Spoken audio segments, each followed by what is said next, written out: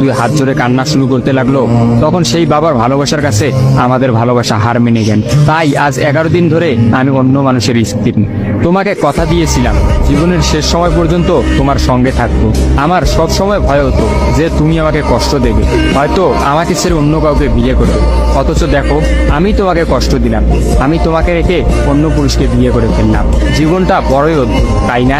তোমার কি মনে আছে আমি তোমাকে কাঁদতে কাঁদতে বলতাম আমাকে কখনো ছেড়ে যাবে না? তো তুমি হাসতে হাসতে উত্তর দিতে আমি তোমাকে কখনো ছেড়ে যাব না, তুমি আমাকে ছেড়ে গেলে যেতে পারো। তখন আমি অনেক রাগ করতাম, কারণ আমি তো তোমাকে পাগলের মতো ভালোবাসতাম।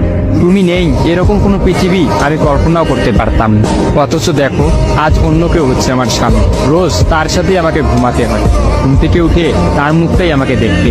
মানুষের জীবন এমন কেন যে যাকে চায় যদি তাকে পায়? প্রকৃতির তাতে কি এমন আসে যায়? কেনই বা প্রকৃতি তাদেরকে কাঁদায়? হুট করেই সবকিছু হয়ে গেছিল, তাই আমি ইচ্ছে করেই তোমার সাথে যোগাযোগ বন্ধ করতেই আমার নাম্বারটা বন্ধ করলাম। বিয়ের দিন ভাইয়ের ফোন হাতে নিয়ে আমার ফেসবুক আইডিটাও ডিলিট করে দিলাম। তুমি অনেক কষ্ট পেয়েছো আমি জানি, যার সঙ্গে সারা জীবন কাটাবো ভেবেছিলাম তাকেই শেষমেশ কষ্ট দিলাম। আমার পরিবারের সবাই খুশি, আমার স্বামীটা অনেক ভালো, এখন পর্যন্ত যা ব্যবহার করেছে আমার ভালোই লেগেছে। তবে ভবিষ্যতে কি হবে জানি না। তোমার কি আমার সেই প্রথম দেখা হওয়ার কথা মনে আছে? তবে সেটাই যে প্রথম দেখার, সেটাই যে শেষ দেখা হবে, এটা কখনোই ভাবতে পারি। আসলে মানুষের চিন্তার বাইরে যে কত কিছুই ঘটে, তাই না? সেদিন আমি তোমার সাথে 3 ঘন্টা ছিলাম, কিন্তু সেই 3 ঘন্টায় কেউ কাউকে স্পর্শও করিনি। কিন্তু তুমি যখন আমাকে তোমার রিক্সায় তুলে নিতে তোমার হাতটা বাড়িয়ে দিলে, তখন আমি তোমার হাতটা প্রথম স্পর্শ করেছিলাম। বিশ্বাস করো, সেদিন আমার কিছুতেই তোমার হাতটা ছাড়তে ইচ্ছা করছিল না। তোমার ঘরে আমার জন্য কিনে রাখা শাড়িগুলো নিশ্চয়ই এখনো আছে। আচ্ছা, আমি তো এখন আর তোমার নই, ওই শাড়িগুলোকে আমি পাবো? তোমার তো যখনই কোনো শাড়ি পছন্দ হতো তুমি কিনে রেখে দিতে, আমি বলতাম বিয়ের পর সবগুলো একসঙ্গে নেব।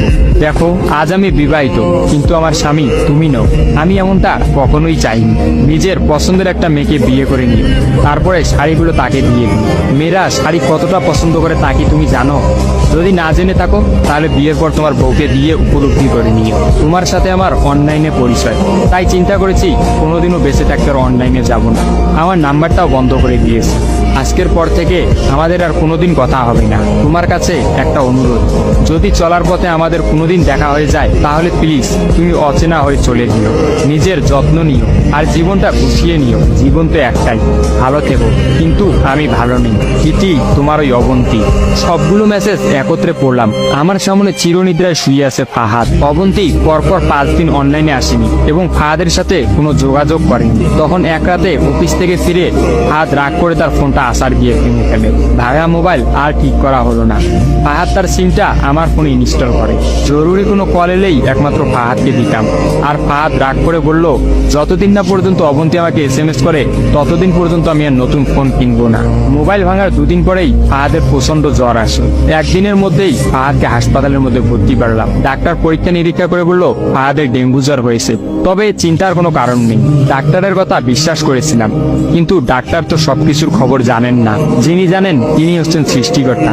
ফাহাদের হয়তো এই জ্বরকেই মৃত্যুর একটা ওসিলা বানিয়েছিলেন। যেই ডাক্তার বলেছিল চিন্তার কোনো কারণ নেই, আজ সকালে সেই ডাক্তারই ফাহাদকে মৃত ঘোষণা করলো। ফাহাদের আর জানা হলো না অবন্তীর কথা। আমিও অনেক ভেবে সিদ্ধান্ত নিলাম অবন্তীকে আর ফাহাদের মৃত্যুর খবরটা জানাবো না।